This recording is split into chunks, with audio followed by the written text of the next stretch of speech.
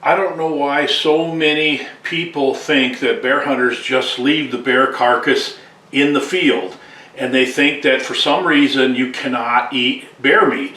Well, I can assure you that you can eat bear meat, and it's excellent wild game meat. And we're going to talk about that today. We're going to talk about the issue with trichinosis and with bear fat and rendering it. I've got a bear roast in this slow cooker right now, and it smells amazing, and it's going to be really good. Let's dive right into this and talk about this issue. You've all heard of Daniel Boone. Well, Daniel Boone was an explorer, and he went through the Cumberland Gap, was probably the first white man to ever enter what is now the area of Kentucky, and he did it for a couple of reasons. He was looking for furs, and he was looking for black bears, because black bears were extremely important to the people of that time, and black bears were a huge part of the food of the people of the frontier. When Boonesboro was established, Daniel Boone went out and shot black bears. They needed them to live. They needed the furs, they needed the fat, and they needed the meat. Bear meat was a big part of settling North America with the Europeans, but also the natives that came before, they used black bear meat and the fur and the fat and everything, that the black bears were so important to their culture and to their survival. So we have a rich history in North America of eating black bear meat. And certainly there are a lot of people who have had a bad experience with black bear meat, and the biggest reason for that is because the meat wasn't taken care of when the bear was first shot.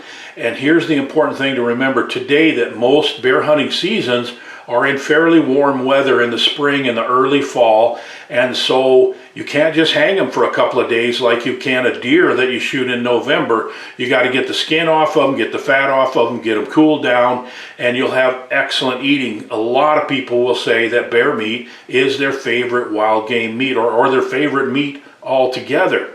The other reason why you could have possibility that you had bad bear meat, and that is that bears are what they eat. And typically when bears are eating acorns and berries, and in the 26 states, I believe it is, where bears are baited, the hunters shoot the bear and the meat is great because they've been eating high quality food. I've run into some situations where the bears are eating on dead animals or fish, in which the bear meat's not very good. But most of the time, your bear meat is going to be great if you take good care of it the minute that the bear is shot. So let's talk about trichinosis for a minute. The Centers for Disease Control says that trichinosis is killed at 137 degrees.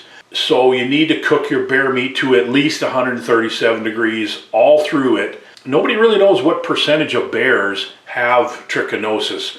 We do know that it seems to be more common the farther north in the bears range that you get, like bears in the Northwest Territories, Yukon, Alaska. More of those have it than they do in other parts of their range, and I think it has more to do with the fact that they eat more dead animals, more carrion. They eat other bears, of course, which is probably where the trichinosis is passed. But you don't want to take a chance on it. So personally, I cook everything to 145 degrees just to be sure. And that's still going to be just a little bit pink in the middle, but not very much. Mostly the way I cook bear meat is what you see right here.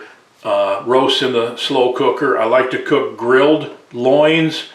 I make a lot of sausage, summer sausage, breakfast sausage. But I eat a lot of bears. My family like bears. I've got some of my kids say they like bear meat better than they like venison.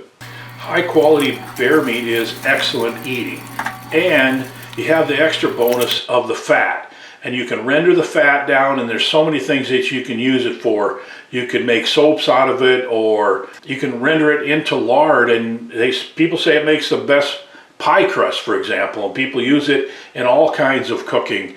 You can also waterproof your boots with it. Black bear fat has been used by people for thousands of years in really productive ways. So there's a whole lot of things that come out of a bear that are good for us in many, many ways, more than just food. So the next time if you're a bear hunter and somebody accuses you of being a trophy hunter, whatever that is, and they don't know what that is either, nobody really can define that, But most people, when they say that, they think, well, you're killing something and you're not using the meat. Almost all black bears that are harvested in North America are utilized for their meat, with very few exceptions. Bear meat is good for you, and the predator control, that's important, and the population control, that's also important from bear hunting, is just one benefit of hunting bears, but the meat is really, really important as well. So I hope this clears this up for some people.